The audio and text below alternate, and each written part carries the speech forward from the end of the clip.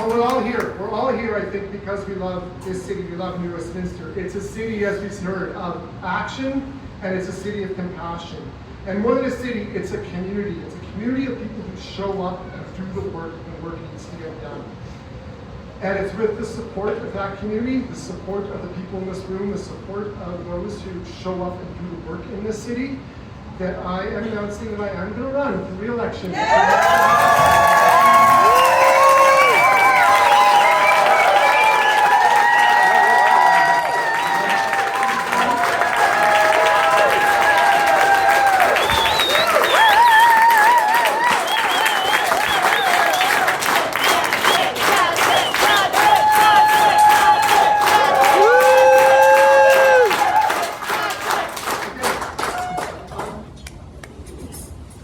I've been showing up for this city for 2 decades now. When I first got involved, came here, got involved, I think, with the environmental partners, started volunteering at events, leading a little bit the local sort of urbanist scene, and working with people who love what New Westminster is and see that New Westminster can always do more.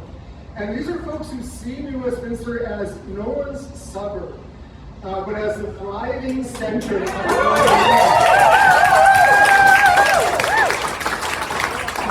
with historic bones of a great city and a history of truly progressive leadership. We're building on the history of leadership of people like Anita Hagen, people like Don Black, people like Peter Julian, people like Judy Darcy. We are building on a history of progressive leadership in this city. And this is a place where we lift each other up, and a place where neighbors conspire to make things happen. We show up for affordability, for the environment, for inclusion and justice, for working people, for young families, for seniors, and for the next generation of community leaders. And we met a couple of the next generation of community leaders today.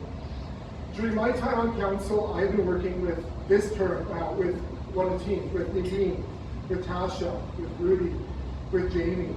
And in the last terms, working with really, again, passionate leaders, who are really driven leaders like Bill Harper and Laura Williams, Chinu Das, and Mary Trenadu. And my good friend, Jonathan Cote. New Westminster has repeatedly over this time stepped up, and the results show. When this region struggles with affordability, we have become the most affordable city in the metro region.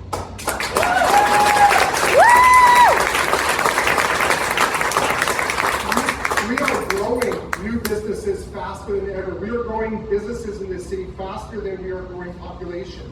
No longer a bedroom community or a place that people just pass through. This is a place where people come and put down their roots more than ever. And that means more young families than ever are actually putting down their roots in this city, because they recognize what the Globe and Mail just put out in their story, how New Westminster is one of the most livable cities in all of Canada.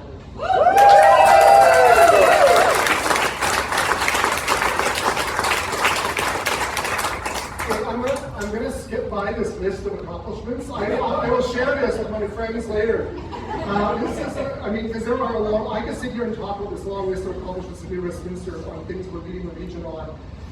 But it's just telling the people in this room what they already know. And people, I think, here are more interested in what we're going to do next. But starting tonight, before I leave that, I'm asking you good folks in this room to help us out by maybe just starting to brag a little bit more.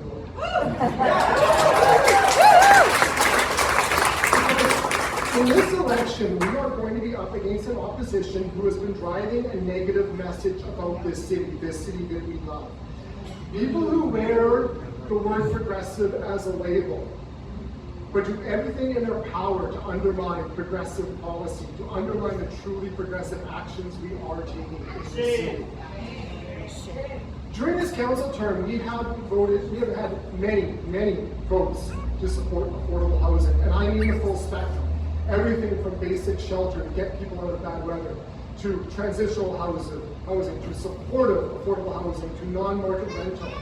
And those votes, even during this housing crisis facing this region, those votes at council have not been unanimous. Fortunately, we have a majority on council, and a majority on council that voted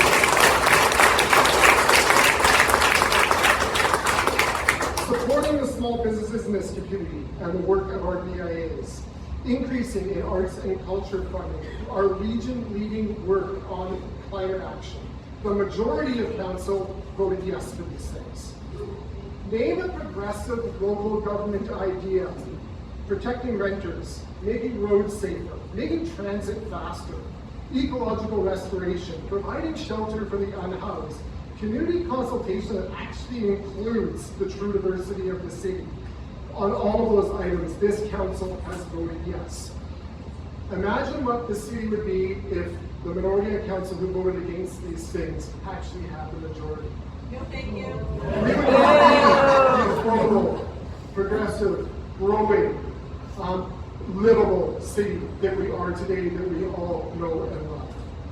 Where would we be? So the challenge before us, my friends, is to remind your community about the incredible work this city is doing and the incredible work the city has done, while being humble in recognizing that we have much more work to do.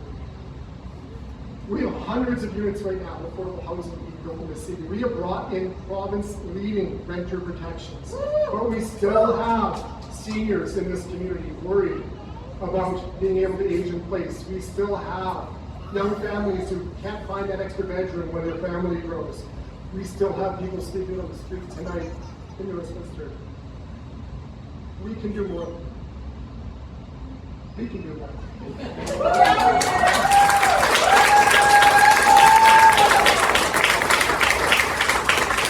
After the massive success of Tumasup, we must now launch in the next phase of building recreation and community spaces in the city. Time for us to reinvest in expanding our parks and playing fields, a third sheet of skating ice, and a commitment to a new library and new multi-use community space right here in the growing downtown.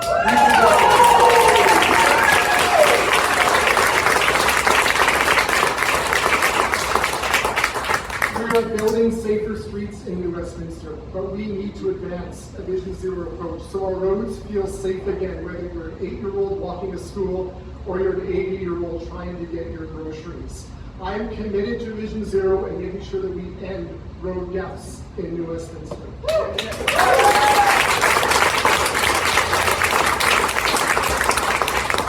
And we cannot forget that our reconciliation path in this city is a difficult one. But it's one that we must remain committed to, with open hearts and open minds, and a steadfast commitment to the truth. And the truth is that we can only make this progress if we are all paddling together in the same direction.